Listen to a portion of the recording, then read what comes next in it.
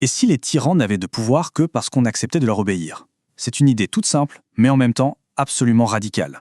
Elle a été développée au XVIe siècle par un certain Étienne de la Boétie dans un texte célèbre, le discours de la servitude volontaire. Et c'est une pensée vraiment fascinante qui mérite qu'on s'y attarde un peu. En fait, tout part d'une question qui, quand on y pense, défie complètement la logique. Comment est-ce qu'un seul individu, une seule personne, peut arriver à dominer des milliers, voire des millions d'autres? Ce n'est clairement pas une question de force physique, le tyran est tout seul après tout. Alors quel est son secret? Cette image, elle illustre parfaitement ce paradoxe. La multitude, là, face à une seule personne. Depuis la nuit des temps, on s'interroge sur ce déséquilibre qui semble contre nature. C'est le grand mystère du pouvoir. Et pourtant, un jeune homme a osé proposer une réponse qui a traversé les siècles. Et ce qui rend cette histoire encore plus incroyable, c'est justement l'identité de celui qui a percé ce mystère. On pourrait s'attendre à un vieux sage ou un général expérimenté, mais non, c'était un adolescent. Le voici. Étienne de la Boétie. On est au XVIe siècle, une époque de grands bouleversements, de guerres de religion. Et c'est dans ce contexte hyper tendu qu'il rédige son texte, un pamphlet d'une audace, mais inouïe pour l'époque. Et son âge? 18 ans. Oui, juste 18. À un âge où la plupart des gens découvrent à peine le monde, lui, il était déjà en train d'analyser les mécanismes du pouvoir les plus profonds, avec une logique implacable. C'est tout simplement stupéfiant. Et alors, quelle est sa fameuse théorie? Il l'a appelée la servitude volontaire. L'idée est totalement révolutionnaire. Le pouvoir du tyran ne vient pas de sa propre force, mais du consentement de celles et ceux qui lui obéissent. Autrement dit, c'est le peuple lui-même qui activement donne son pouvoir au tyran. La servitude n'est pas subie, elle est choisie, volontaire. D'accord, mais si cette servitude est volontaire, pourquoi est-ce que les peuples l'acceptent? C'est la question logique qui suit, non? Eh bien, la Boétie ne s'arrête pas là, il va plus loin, il dissèque le mécanisme. Et il a identifié 3 raisons principales, 3 piliers en quelque sorte, qui soutiennent toute la structure de la tyrannie. Et ces 3 piliers, les voilà. Premièrement, l'habitude, deuxièmement, la manipulation, et troisièmement, l'octroi de privilèges. Ce sont les 3 clés qui, selon lui, expliquent pourquoi des sociétés entières peuvent choisir de rester soumises.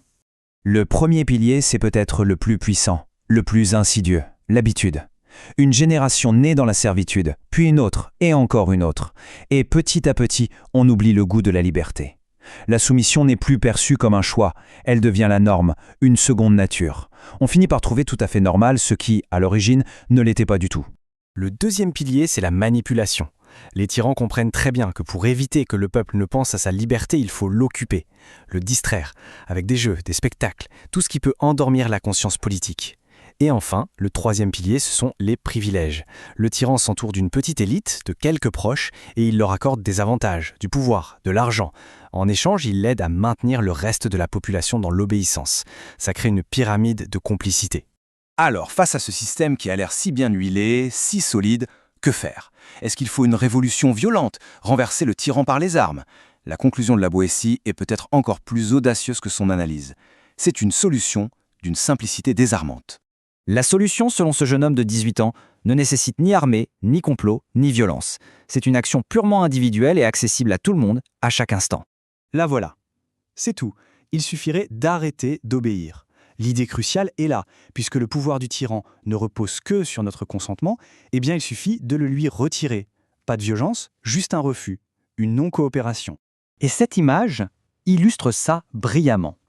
Si les gens cessent d'obéir, de donner, de servir, eh bien le tyran, privé de tout ce qui faisait sa force, s'effondre sur lui-même, comme un colosse aux pieds d'argile.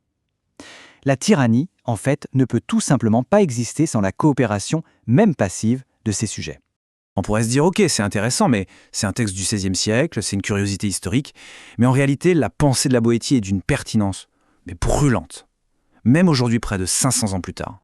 Si on regarde notre monde actuel à travers le prisme de la Boétie, ça soulève pas mal de questions. Dans nos démocraties, par exemple, l'abstention massive au moment de voter, n'est-ce pas une forme de retrait du consentement qui affaiblit le système?